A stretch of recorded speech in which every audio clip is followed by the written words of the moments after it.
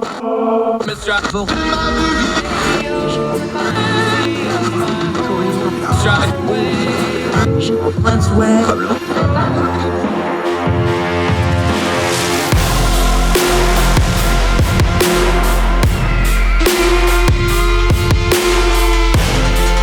your host, Andrew Donaldson. This is Heard Tell.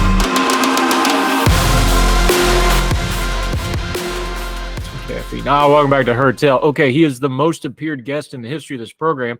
He just hadn't been on here lately because he's been real busy with real world stuff, both on the planet and outside the planet, but we'll talk about that in a minute. He is Dr. Michael Siegel to you because he's got all those fancy letters after his name, but mostly we just ask him science questions because he can explain them so well that even I can understand them. Welcome back, my friend. How are you? I'm good. How are you? Fantastic. Hey, who's got it better than us, right? This is fun. Yeah.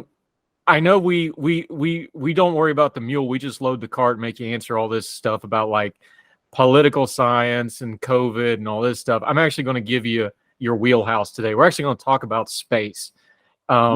This is fun because we've known each other. We've been friends for a couple of years. One of our running jokes is Armageddon, the movie. You know, we're going to blow the asteroid up because you on social media is always declaring like, no, this asteroid is not coming anywhere near us. This is stupid. This is a dumb clickbait headline. And I just think that documentary of Armageddon was very important to the existence of human civilization. And especially now that we don't have Bruce Willis on the line to save us, I don't know what we're going to do. I love Armageddon. It's a great movie. We actually did this, though. We sent a probe. The numbers on this blow my mind, man. One of the things I always ask you about space is put it in ways we can understand. This thing went 3-point-something billion miles round trip. They landed on the asteroid. They collected samples, dust, debris. They have to open the seal tight in a controlled environment, so they don't know what all's in there, but they know they've got a pretty good sample here. And they brought it back to Earth, and it took 7 years. Like, this is really, really cool sci-fi stuff, but we actually did this. Yep, this is the OSIRIS-REx mission that we're talking about. And the idea is we want to get samples from an asteroid so we can see what they are composed of. We can do experiments on isotopes and stuff like that and answer some of the most fundamental questions. One of the things we're still trying to figure out is how life started on Earth, how the solar system formed. And the asteroid, which is called Bennu, is very old, composed of very similar stuff to Earth. And so by getting a sample of it, we hope to answer some of these questions, see what its composition is. Especially we're looking for things like that might be the building blocks of life. There are a lot of theories that maybe what got life going was asteroids and comets hitting the Earth and materials from those beginning the primordial soup that began life. And so this will help answer some of those questions. Now, there was a mission a few years ago, a Japanese mission that returned some samples, but with the quantity of sample that's returned here, like 12 ounces, I think, almost 3/4 of a pound, basically, of material is going to be, it's so much that we will spend decades analyzing this. This will be like the moon rocks. People will spend their entire careers analyzing just a small sample of this. And it's a very impressive mission. What they did, the reason it traveled so far is Bennu passes near the Earth, but what you have to do is sort of sneak up on it in the orbit so that you can match its orbit and then go into orbit around it. And then they sent the lander down, and there's really cool video of this. It came down with a little probe, and it just sort of briefly touched down. Some dust kicked up. It collected that dust, pulled it into the spacecraft, then went back into orbit, then broke orbit with Bennu and re-rendezvoused with Earth. And the capsule landed safely, and they've retrieved it, and they've actually opened it to see what they have, and it's a lot of rock and dust. But it's going to be, you'll be hearing about the results of this for years. Dr. Michael Siegel joining us. I'm going to do I'm just going to warn you now, there's going to be all kinds of references and quotes from Armageddon as we discuss this for a lot of.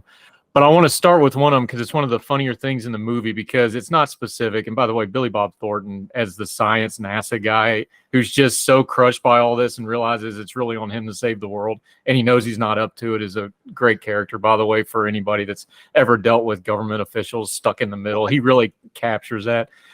There's that part of the movie where they just look up and they go, well, how does this happen? How do we get a killer asteroid? And they go, well, we got $1 million budget. that allows us to track about 3% of the sky. And it's like, what is that? Now we know that's not actually true, but there's a nugget of truth in that.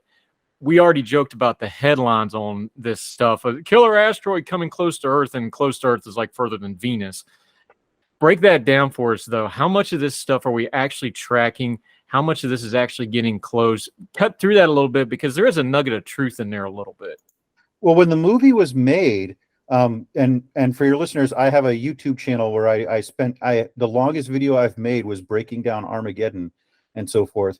And the movie Armageddon what it does is it takes real science and sort of Michael Bayifies it into something crazy and out there, and that's not really accurate. So it's an interesting movie to talk about. And I agree with you. The cast in the movie is outstanding. It's not like Academy Award outstanding, but they all know what kind of movie they're in and do the appropriate job to that movie. But at the time that movie was made, we had only documented a small percentage of the asteroids that were out there that could potentially endanger Earth. And it was really after Comet Shoemaker-Levy 9 hit Jupiter that Congress decided, all right, we need to make this a priority to map what's out there. And so they have been putting money into that for the last 25 years to try to identify every potential Earth-impacting asteroid. And Bennu is one of those. It will pass in the late 22nd century. It will pass very close to Earth, and there's a 0.04% chance it would impact. And it would be significant. It's a 500-meter wide asteroid. So that might be one we want to use a DART-type mission to deflect if it comes to that. But we have now, I believe, 95% of the near-Earth asteroids tracked that are potentially dangerous. Now that leaves out the elephant in the room, which is comets. Comets come from way outside in the solar system, and we don't know that they're here until they come up upon us. Around the same time the movie was made, a couple of years before, we had comet Hyakutake, which passed near Earth, and we didn't see it until a few months in advance. So that's something that we do still worry about, and not much we can do about at this point, unless we get like really huge infrared telescopes that can scan the Oort cloud. But yeah, it's in that way, Armageddon is kind of a time capsule of a time when we hadn't seen most of the near-Earth asteroids, and now we do have a handle on most of them, and especially the really dangerous impactors that could cause a cataclysm. Yeah, Dr. Michael Siegel joining us. Okay, part of the Armageddon movie, Billy Bob Thornton's explaining, like, okay, well, these cities are exploding and getting raining fire from the heaven, and he just kind of waves like, oh, those are nothing. Those are the size of basketballs and Volkswagens and things like that. You know, the size of Volkswagen took out Paris, that sort of stuff. Again, Bayified is a great term for it. They blew it up a little bit. Give us the size, though. This asteroid that we landed the probe on, how big is it? Give us a kind of a comparison. Don't do that. How many buses will fit into Texas or any of that? You know, how many hot dogs go into Topeka, Kansas, or any of that kind of crazy online stuff. Give us the sizes, though, because how big of an, because asteroids and space things, they hit Earth all the time. We just don't talk about them, but they're usually smaller. Something that made like Crater Lake, that's a lot bigger. How big would have been compared to what we landed this probe on? Anything that's about, say, 50 to 100 meters in size or bigger is potentially dangerous. The Tunguska impactor was probably about 50 meters in size, and that hit with the powers of an atomic bomb. If you go on YouTube and type Chelyabinsk, if you can spell it, you'll find a video of the meteor that exploded over Chelyabinsk about 15 years ago that was about 50 meters in size and went off with the power of an atomic bomb. Now, it exploded way up in the atmosphere, but it still shattered thousands of windows and caused injuries and so forth. If either of those had hit a city, it would have been like Hiroshima. That's the power of that. With Bennu or something like that, you're talking about a 500-meter wide asteroid. So something with 1,000 times the mass. So it could be potential. Now, there's a lot of factors in there. The angle and speed it comes in is the most important. The energy released by the impactor is equal to the mass times the velocity squared. So that's what makes asteroids so dangerous. They come in with speeds of tens of kilometers a second. And so that energy that they hit with is extremely powerful, even for a small one. And so when you're talking about something the size of Bennu, that would be a regional catastrophe if it were to hit. And so that's the kind of thing we keep an eye on. And we've tracked its orbit pretty precisely, But Bennu is also a very active asteroid. It releases water and stuff into the atmosphere, into space. It also can be perturbed by the orbits of other planets. So we can only really give a percentage when we're talking about more than 10, 20 years in the future. Yeah, Now, Dr. Michael Siegel joining us. the press, you're talking about how I get annoyed at the press. The press, and the British press in particular, have a tendency to say this asteroid is closing in on Earth, which always happens. They're on orbits. They pass each other. That happens. Usually, if something were dangerous, you'd be hearing a lot more about it.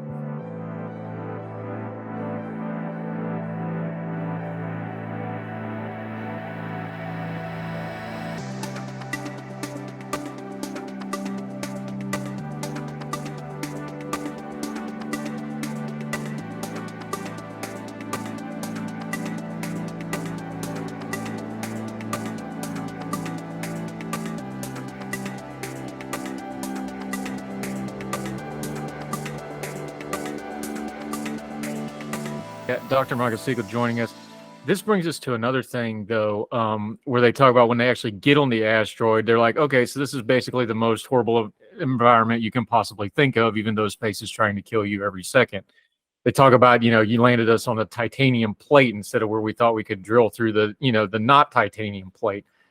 When they actually start breaking this thing down, what are they looking at mineral-wise that we would recognize? And I know this is funny because right now Apple's running all these ads about the titanium iPhone, and they show the little speck in space becoming titanium and landing on Earth and magically becoming an Apple iPhone. That's running on all major media now. That's not exactly how that works, right?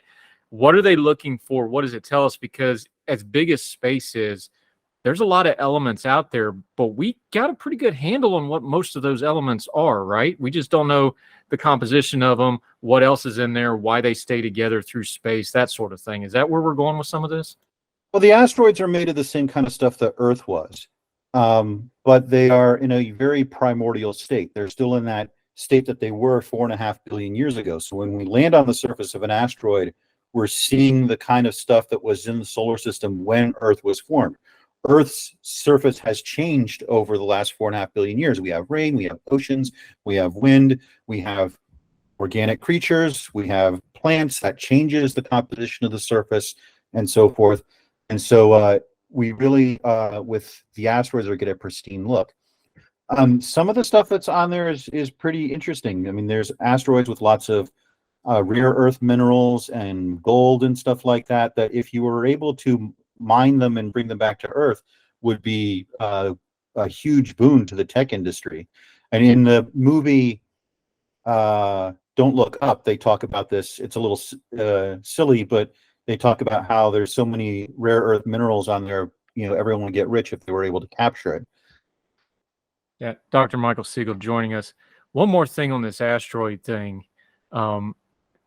We talked about the 50-meter asteroid that blew up in the atmosphere. That was a pretty big one. That would have done significant damage and did in some ways. What does it take to actually survive our atmosphere? Because for all the, doomsaying and stuff, our atmosphere works really, really well because we're, the only planet we know of that has intelligent life on it. So it's working pretty good, right? Mm-hmm. You talked about things like angle, velocity. There's a lot to it. If you hit at the wrong velocity, we know from a million sci-fi, you can actually skip off the atmosphere if you come in at the wrong angle.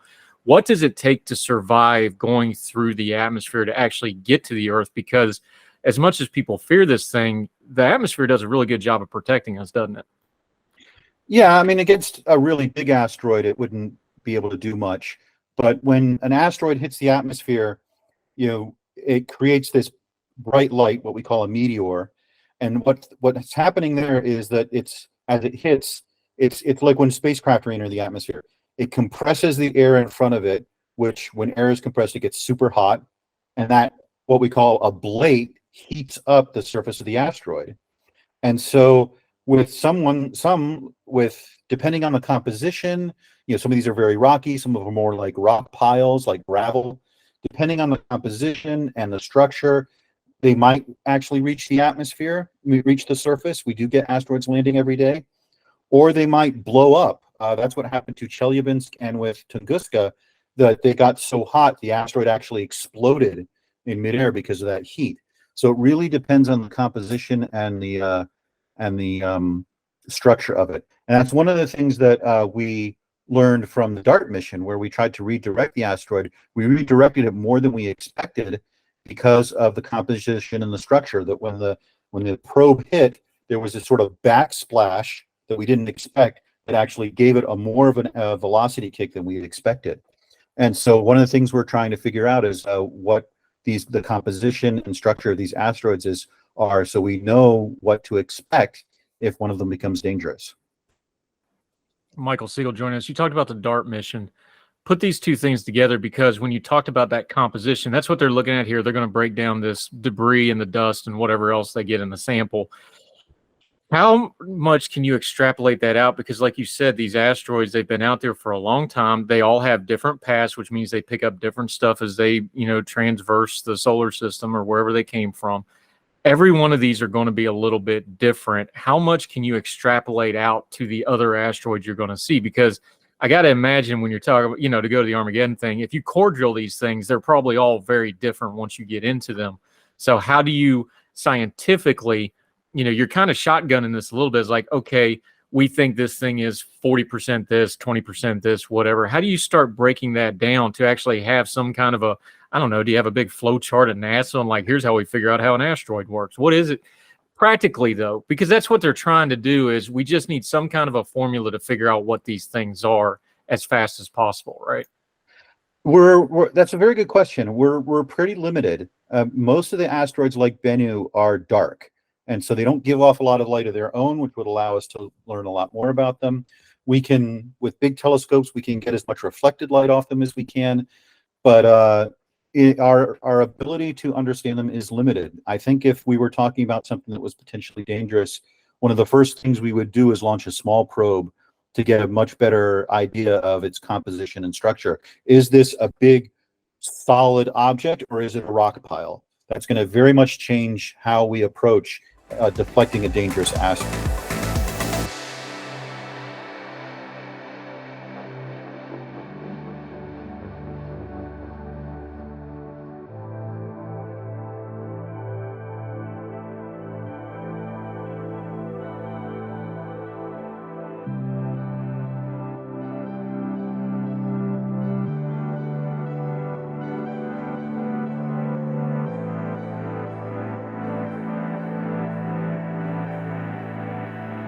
Yeah, Michael Siegel joining us. Okay, another scene in Armageddon that got really ridiculous. They pull the gun out and they fight over the nuclear warhead, right? And Will Patton, who's one of the most underrated character actors we got, just looks at the guy, what are you doing with a gun in space? And deadpans it perfectly. Great line. My producer, TK Turbo, sent me a question for you because even though he has your email, he always goes through me. How you doing, TK? This is actually a fun question. He asked about spin launch and zero gravity and a gun in space, and then going back to that. And it goes like this, like, what are the expected forces a projectile will encounter when transitioning from a vacuum at a ridiculously high velocity when it encumbers regular atmospheric pressure again? Actually, in a bigger sense, that's kind of what these asteroids are doing when they hit the atmosphere. Would this not be problematic in some way? So when they pull the gun out in space, even inside the space shuttle or wherever they were, that would still affect ballistics, I would think, somewhat. But talk about that, because that actually, it sounds a little silly. It was silly in the movie. That actually has got some pretty solid science around it of how things actually work in vacuums and non-vacuums, right? Because that's a lot of space dynamics. I'd have to think about that some more, because when you're talking about moving from vacuum to atmosphere, that's when you get that compressed air and that heating and so forth that would cause a bullet like that to heat up or tumble and so forth. When you're talking about bullets in space, this is sort of the thing we always talk about in physics. Ignore air when you do this calculation. So the spin and the motion would stay the same. A bullet fired in space would theoretically maintain the same velocity and have an infinite range. When it transits to air, that's when it's going to start slowing down and the spin is going to change and so forth. So I think the big thing about firing guns in space is you don't want to penetrate the hull and cause the air to get out. That would be bad. And on an asteroid like the one in the movie, where the gravity is relatively low, the recoil would throw you pretty good. I don't think people understand if you shot a handgun in low gravity, it would probably, it would take you a while to stop. This is funny because the original Jules Verne stuff where they shoot people to the moon in a cannon, which is kind of the reverse of what you're talking about. You're going from, gravity to vacuum. It's a little silly, but he kind of had the right idea in some ways. Yeah, I mean, in theory, you could do that. In practice, the G-forces they experience would be way too high and would kill the people on board.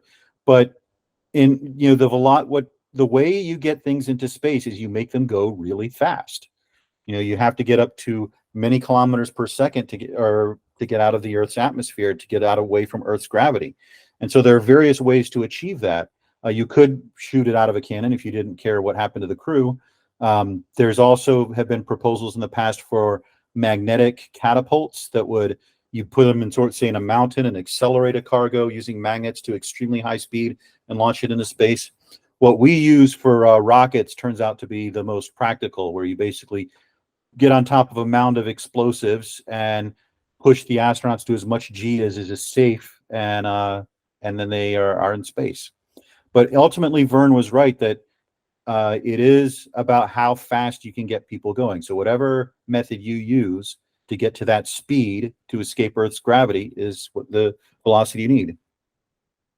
And that gives us two more great quotes from Armageddon. The one, Steve Buscemi, who's great in anything he did every day, is like, we're sitting on top of so many explosives put together by the lowest bidder, which is accurate and something that's actually been brought up before. Alan Shepard, famously, they had a technical issue on his Mercury launch, and he finally just said, fix your little problem and light this candle, one of the great astronaut stories of all time, after waiting around for 4 hours. And then the other one of the one shuttle commander who ended up dying later. Spoiler alert if you haven't seen a 25-year-old movie by this point. He says this is a kick-ass ride as they're going up on the rocket. Both of those quotes are actually pretty accurate and pretty true. Yeah. Let's see. With the ride, you have to. One of the best communicators on that subject is Chris Hadfield, the Canadian astronaut who's been up in space many times, and talks about how you get very focused.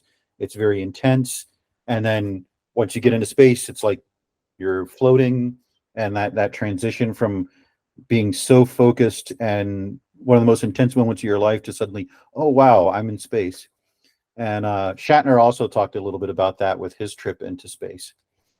But the Shepard story, and we do try to do a lot of quality control. And considering how complex the early space missions were, that we only had one real failure with Apollo 13 is pretty remarkable.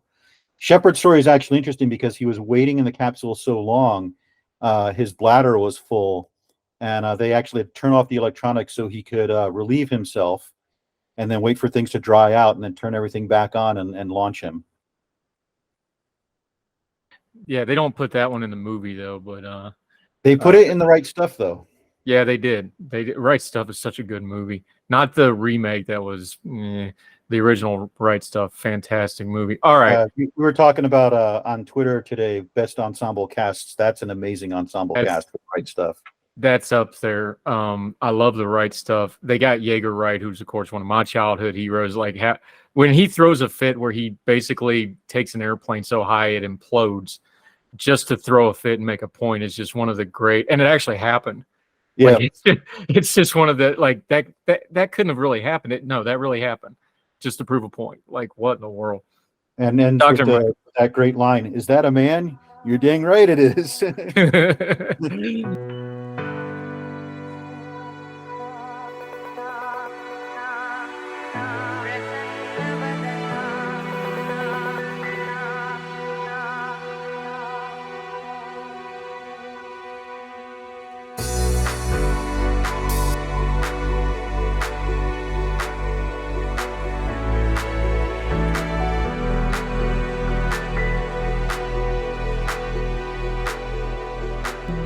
Dr. Michael Siegel. Okay, you are a man of letters. You are an academic. You walk among the groves of academe. You are a scientist par excellence. You're one of those real smart people on the planet. When's the last time you thought of the Roman Empire? Probably this morning because I was playing Rome Total War. Oh, come on. I'm actually reading Mary Beard's SPQR right now. It was kind of ironic that for those of you who are not on social media, last week someone asked, I just read that men think about the Roman Empire about once a week. Is that true? And a bunch of men chimed in, yes. And just by coincidence, I happen to be reading SPQR, which is Mary Byrd's history, kind of both the history of Rome and the history of Rome. And I was like, yeah, it's something I think about fairly often. So we were talking about why that is, why people are so fascinated with Rome. And I came up with a few reasons, and this is just me as an amateur, not as an actual historian. But one, Rome is extremely well documented. There are contemporary historians and writers whose works are preserved. They were preserved by medieval monks, so we have a first-hand or a second-hand record of what happened. Like Cicero, we have hundreds of his letters about what was going on with his life. When he lived in very interesting times when they were transitioning from a republic to an empire. And the second is, I think there are a lot of similarities between the Roman Empire and the United States. I've referred to the last 70 years as kind of the Pax Americana since the end of World War II. It's been one of the most peaceful eras in history. And I think that the United States leadership on the international stage and our creation of alliances, especially the nuclear era, is the reason for that. And I also think, in a somewhat mythologized way for men specifically, that Rome represents a kind of healthy masculinity, if you will, the idea of strength and honor and service and serving something greater than yourself. That's a little bit mythologized over the millennia, but I think that also is something that creates a fascination with people, at least with me, it does. And the thing about it is, because Rome had all kinds of problems like, enslavement and murder and corruption. And if you've watched anything about Rome, you know all the bad parts too. You know what it really is and why it's in our consciousness. You just touched on it. And I'm an amateur historian. If you want a professional historian, you got the wrong Donaldson. That's my father. You're going to have to get him for this because he actually taught history and had the degrees in it and all that fun stuff. The thing about Rome, though, is it's not only was an important worldwide empire, or most of the known world at the time, they were the first where, it was documented. We still speak and understand and write in Latin. Yeah. So it was just the perfect storm of expanding technology where you had the worldwide empire, you had trade. So the rest of the world was very aware of Rome, North Africa, what is now called England, the Far East, the subcontinent, India, like everybody knew about Rome. So all these other countries were also writing about them. But they actually had, basically a worldwide monetary system, a worldwide language. If you were a citizen of Rome, you understood that. You have major religions like Christianity that came to prominence through the Roman Empire, and it became part of that. I'm not saying mythology to denigrate it. I'm just saying part of the Christian story comes from that. And so does the Muslim story. And so does the Jewish story for your folks.